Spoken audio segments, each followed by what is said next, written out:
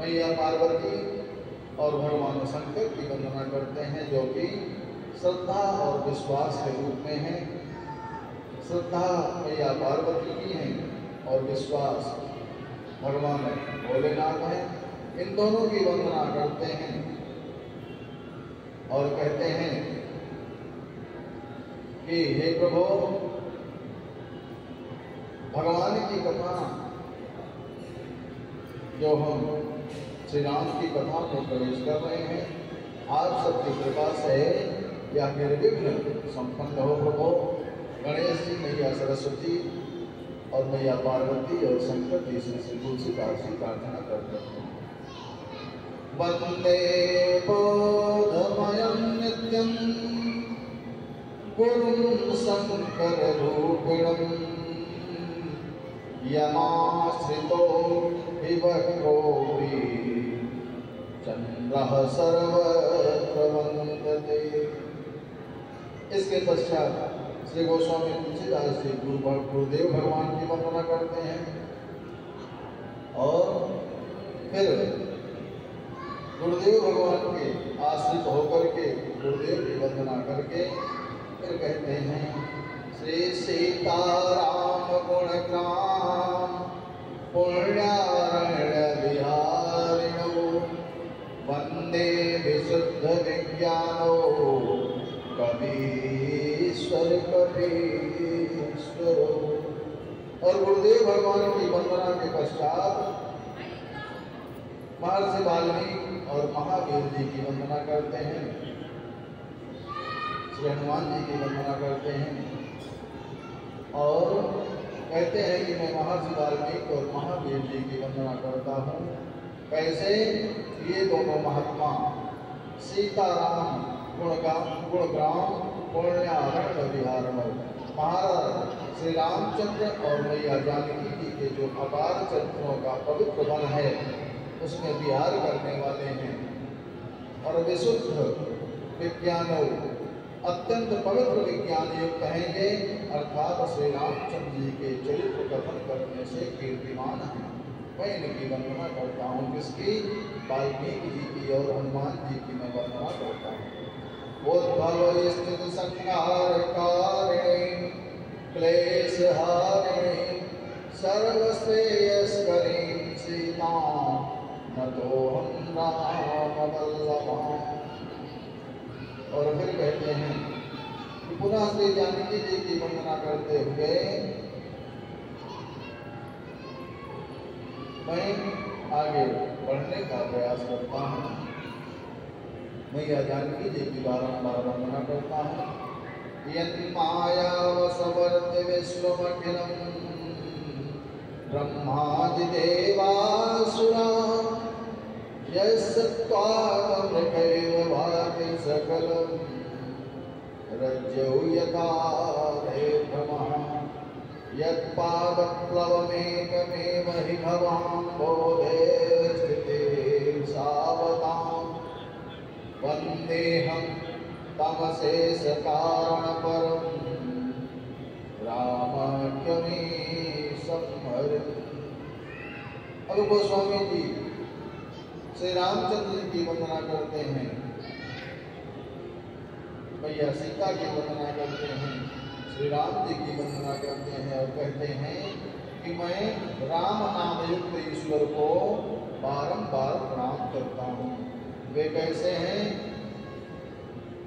ब्रह्मा आदि सभी देवता दैत्य और संपूर्ण ब्रह्मांड जिनकी माया के वशीवर्ती हैं, इनकी सत्यता से सब माया सत्य से जान पड़ती है, सभी माया सत्य ही समझ में आती है। जैसा रज्जु में सर्प का भ्रम सत्य ही प्रतीत होने लगता है। संसार सागर से तरने वालों को जिसके चरण ही नौका है, दूसरा कोई उपाय नहीं है। मैं उन्हीं श्री रामचंद्र जी को बारंबार प्रणाम करता हूँ। उस संपूर्ण कारणों से परे दुख हरने वाले ईश्वर को हम बारंबार प्रणाम करते हैं।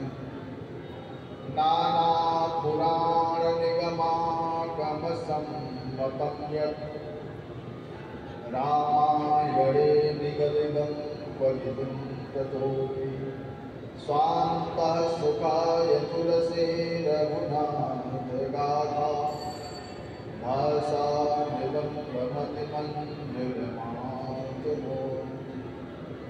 अब तुलसीदास जी कहते हैं कि जो शंकर जी ने आध्यात्म रामायण में कहा है, नाना पुराण, अष्टादश पुराण हैं, निगम, 4 वेद, आगम, 6 शास्त्र, इनका सम्मत है, उसका सार लेकर के और कहीं कहीं उप पुराण आदि ग्रंथों से लेकर के श्री रामचंद्र जी की गाथा, श्री रामचंद्र जी की कथा को मैं तुलसीदास अपने अंतःकरण सुख के निमित्त अति उज्ज्वल भाषा प्रबंध में विस्तार करना चाहता हूँ। जो वाल्मीकि रामायण में वर्णित है उसका तथा अन्य ग्रंथों में जो श्री रामचरित्र वर्णन है उसे देख करके मैं तुलसीदास अपने हृदय सुख के निमित्त उज्ज्वल भाषा प्रबंध निर्माण करता हूँ। अब आगे कहते हैं गोस्वामी तुलसीदास जी कि जो सुमिरत सिद्धि होई गन नायक करिवर वदन अकरम अनुग्रह सोई बुधिरास शुभ गुण सदन। जो सुमिरत सिद्ध होई गण नायक करिवर वदन करहु अनुग्रह सोई बुधिरास शुभ गुण सदन। जिन गणेश जी महाराज के स्मरण मात्र से सिद्धि प्राप्त हो जाती है, जो भगवान शिव के संपूर्ण गणों के नायक हैं, जिनका गजमुख अत्यंत सुहावना है, वो गणपति मेरे ऊपर कृपा करें। और जो बुद्धि के भंडार हैं, गुणों के घर हैं, अर्थात जिन श्री राम नाम के स्मरण मात्र से प्रथम पूज्य हुए, सिद्ध हो गए थे, तथा भगवान शंकर जी ने प्रथम पूजा का अधिकारी और गणों का नायक बनाया, वही गणनायक चराचर के पति भलाई करके मुख पर न लाने वाले अनुग्रह करके मुझे बुद्धि की राशि और गुणों का घर प्रदान कर दें। फिर आगे तुलसीदास जी कहते हैं, प्रार्थना करते हैं कि मूक होई बाचार पंगु चढ़ई गिरिवर गान अजासु कृपा सुदयाल द्रवहु सकल कलिमल रहन। तुलसीदास जी कहते हैं कि मूक यानी मूका व्यक्ति भी जिनकी कृपा से अति वाचाल हो जाता है, अधिक बोलने लगता है, लंगड़ा पंगु, लंगड़ा व्यक्ति ऊंचे पर्वत पर चढ़ने लग जाता है जिनकी कृपा से, और जिनके ऊपर महाराज की संपूर्ण कृपा और दया होती है, वही कलिमल दहन, कलियुग के पापों का नाश करने वाले गणेश जी मेरे ऊपर कृपा करो। नील सरोवर श्याम तरुण अरुण पारिज नयन करहु सो समबुरधाम सदा क्षीर सागर शयन।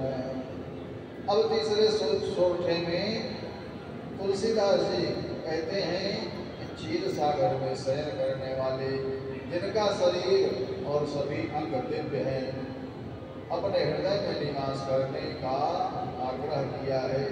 कुंदेन्दु समने देह उमार मन करुणा अयन अजाहि दीन पर नेह करहु कृपा मरदन। और चौथे सोते में दीनानाथ कामदेव के शत्रु और गौर वर्ण वाले पार्वती के प्रियतम और दया निधान भगवान शंकर जी से कृपा की कामना की है तुलसीदास जी ने। और फिर 5वें सोचने में बंदो गुरुपद कंज कृपा सिंधु नररूप हरि महामोह तम कुंज जासु बचन रवि कर निकर। पांचवें श्लोक में मनुष्य रूप में हरि की ही मान्यता देकर के मोह रूपी अंधकार का नाश करने वाले कृपा के सागर श्री गुरुदेव भगवान के चरण कमल में मैं वंदन करता हूँ। गुरुदेव भगवान को बार बार वंदना करता हूँ। पांचवें श्लोक में गुरुदेव भगवान की वंदना करने पर अब गोस्वामी जी का मन अभी भी नहीं भरा। पुनः गुरुदेव भगवान की फिर वंदना करते हैं। क्या कहते हैं कि बंदहु गुरु पद पदुम परागा, बंदहु गुरु पद पदुम परागा, सुरुचि सुबास सरस अनुरागा। बंदहु गुरु पद पदुम परागा,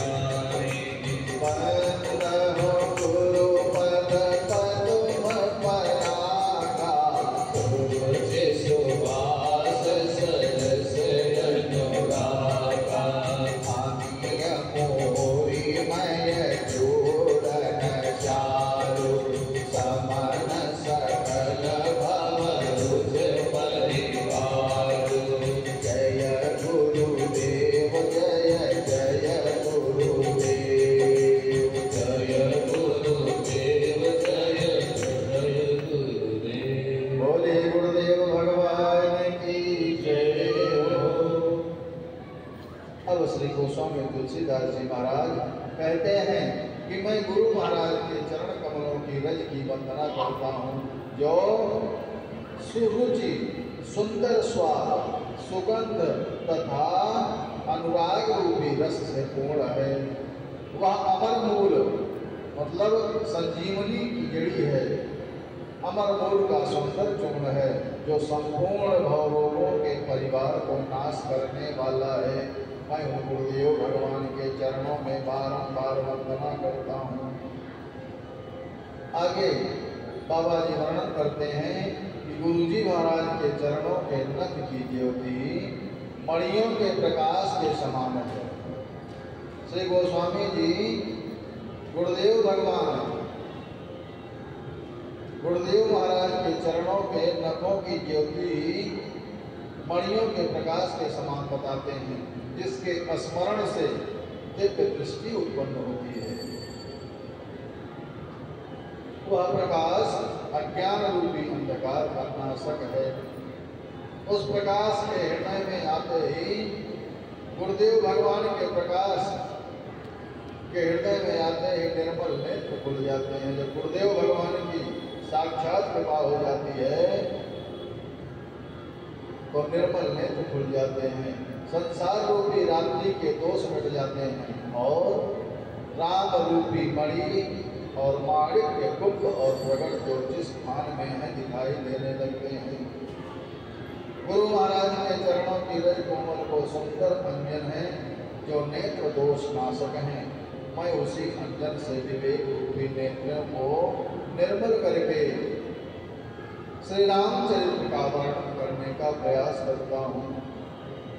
गुरु महाराज के संबंध में शास्त्रों में भी बहुत कुछ कहा है। ढूढ़े देश विदेश में भर हीरा की खान, सदगुरु बिन को खान की करवा वही पहचान। जा गुरु की भक्ति नहीं, संत नहीं मेहमान, घर जब डेरा किया जीवित भय मसान। अब आगे श्री गोस्वामी जी ने पृथ्वी के देवता ब्राह्मणों के चरणों की भी वंदना की है। इस धरती के देवता कौन है? ब्राह्मण हैं। ब्राह्मणों की भी वंदना की और कहा कि जो अज्ञान अंधकार को दूर करते हैं। इसके पश्चात संतों की वंदना करते हुए उनको कपास की संज्ञा दी और कपास का फल नीरस और गुणमय होता है। संत चरित्र भी नीरस यानी विषयासक्त रहित होता है। संत का चरित्र भी विषय भोगों में नहीं रहता है। कपास उज्ज्वल होता है और संत हृदय भी उज्ज्वल ही होता है। संत के हृदय में भी किसी भी प्रकार की कलमश नहीं होती है।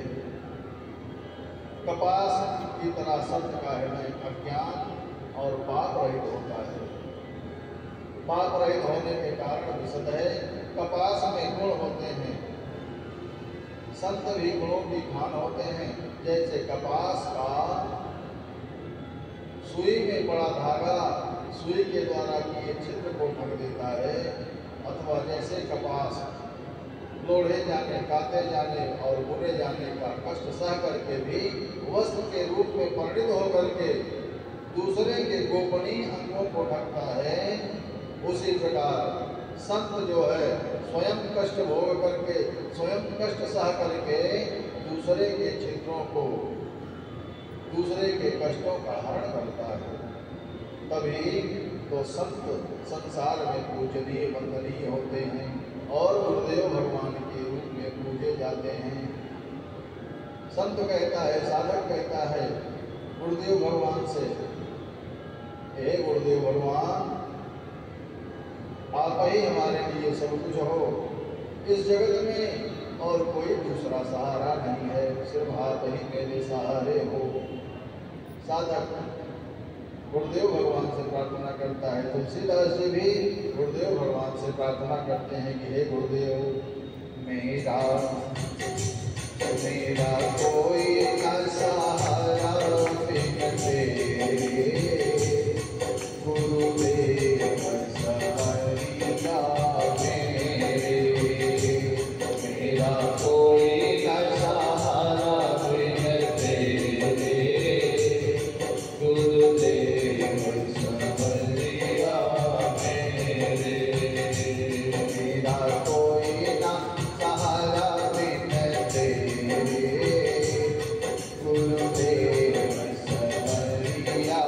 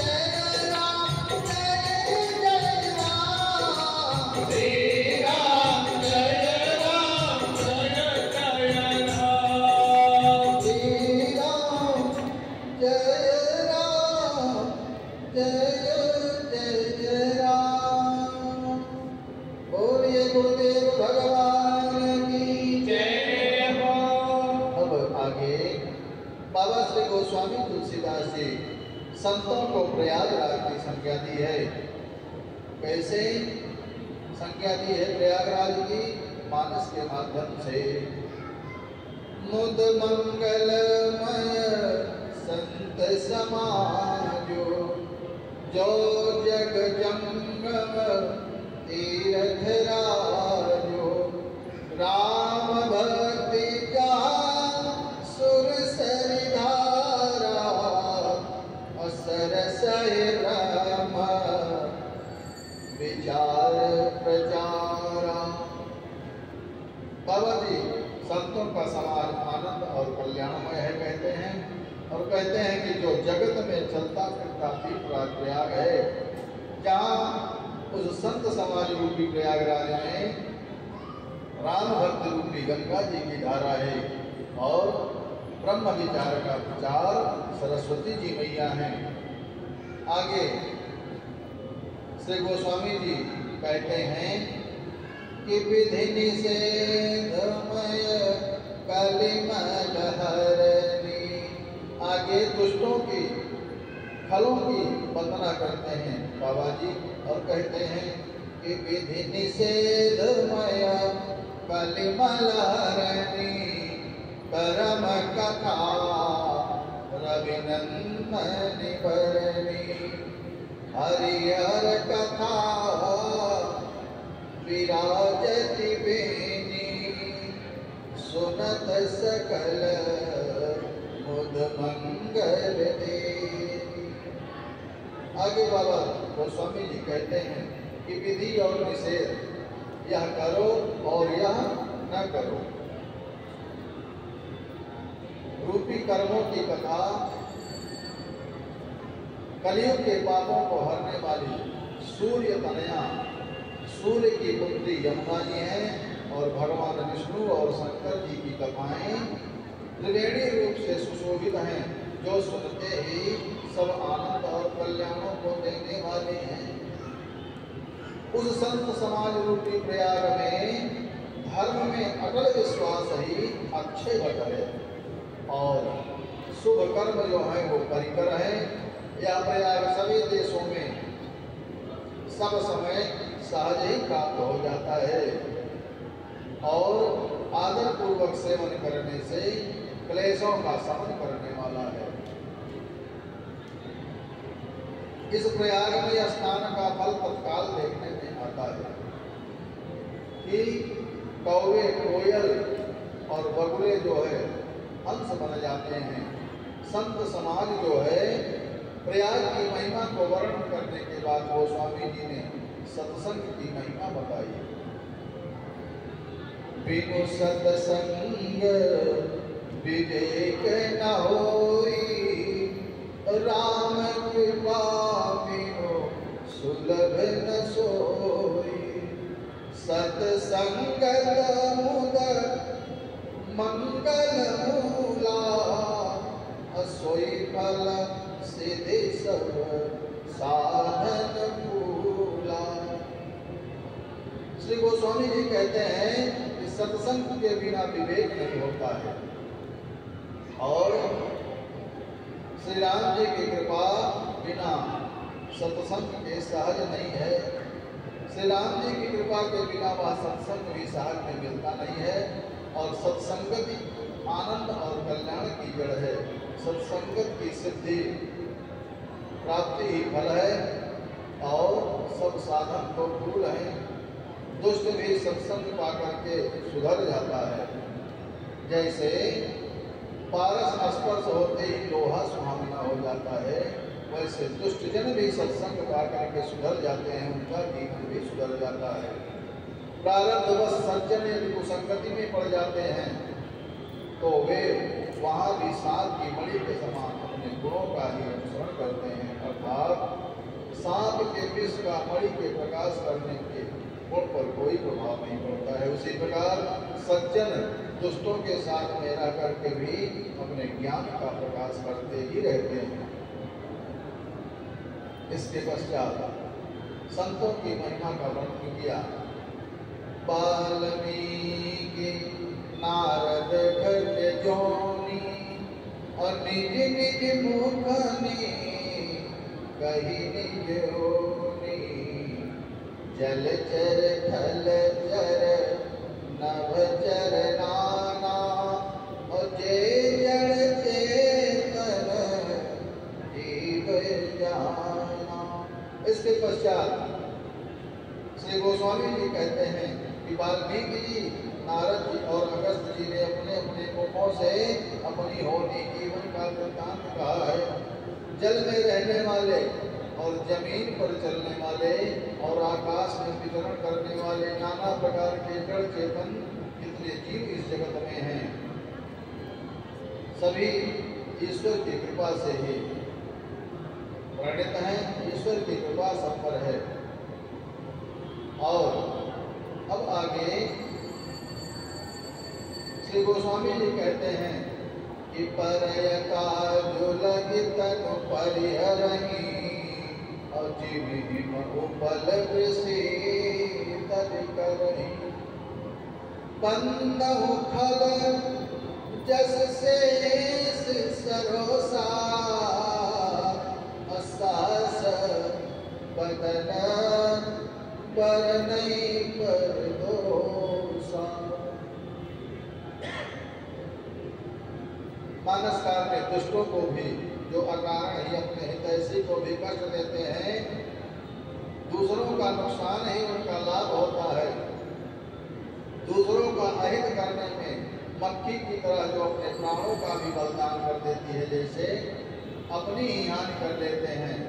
जैसे ओले खेती का नाश करके अपने आप ही गल जाते हैं, वैसे ही वे दूसरों का काम बिगाड़ने के लिए अपना शरीर तक छोड़ देते हैं। जो दुष्ट जन होते हैं, गोस्वामी जी कहते हैं कि दूसरों का अहित करने के लिए वे स्वयं अपना ही अहित कर लेते हैं। मैं दुष्टों को हजार मुख वाले शेष जी के समान समझ करके उनको भी प्रणाम करता हूँ। गोस्वामी तुलसीदास जी संत जनों को, गणेश जी, सरस्वती मैया, शंकर जी, पार्वती, श्री सीता जी और श्री राम जी, गुरुदेव भगवान, संतों को, ब्राह्मणों को प्रणाम करने के पश्चात, उनकी वंदना करने के पश्चात दुष्टों को भी प्रणाम करते हैं, दुष्टों की भी वंदना करते हैं। कहते हैं जो पराये दोषों का हजार मुखों से बड़े रोष के साथ वर्णन करते हैं। दुष्टों का स्वभाव होता है कि वे शत्रु हो या मित्र, दोनों को अच्छे कार्यों को देख करके वे जलते ही। जो दुष्ट जन होते हैं उनका दूसरों के विकास को देख करके ईर्ष्या ही करना स्वभाव है, जलना ही स्वभाव है। चाहे वह उनका मित्र हो, चाहे वह उनका कोई शत्रु हो।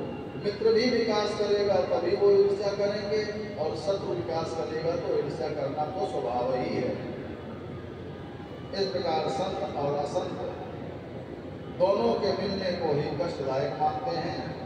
अब गोस्वामी जी आगे कहते हैं कि पंत संत असजन चरना, अतुक पद उभय बीच कछुबरना, बिछुरत एक प्राण हरिने, अमिलत एक दुख दारुण दे।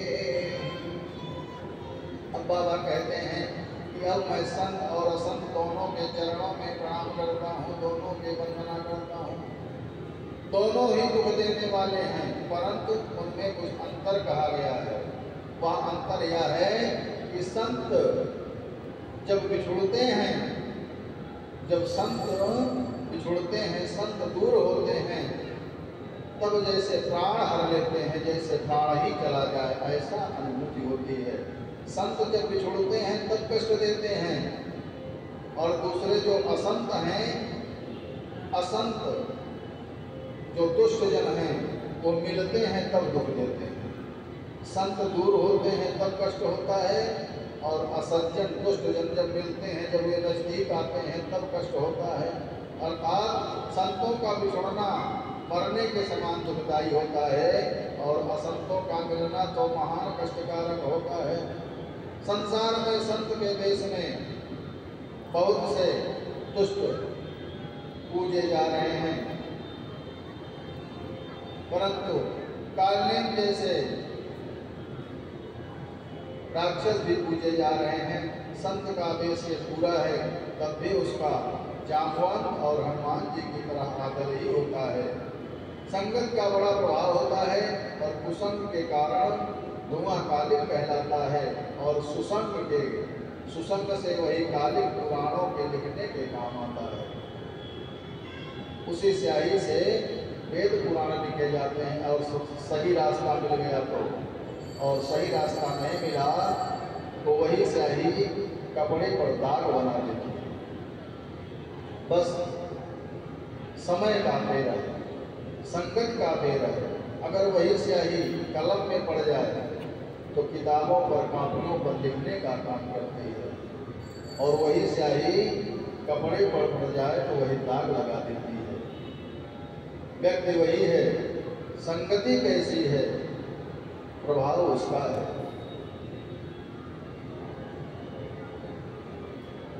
जगत के जड़ चेतन देवता, दैत्य, मनुष्य, नाग, प्रेत, पितर और गंधर्व आदि सभी प्राणियों को हाथ जोड़ करके तुलसीदास जी ने प्रणाम किया है, और कहते हैं कि मुझे कविता संबंधी छंद, रस, अलंकार आदि का कोई भी ज्ञान नहीं है, लेकिन इसमें राम नाम समाहित होने से राम कथा, श्री राम कथा जगत में मंगल करने वाली हो गई है।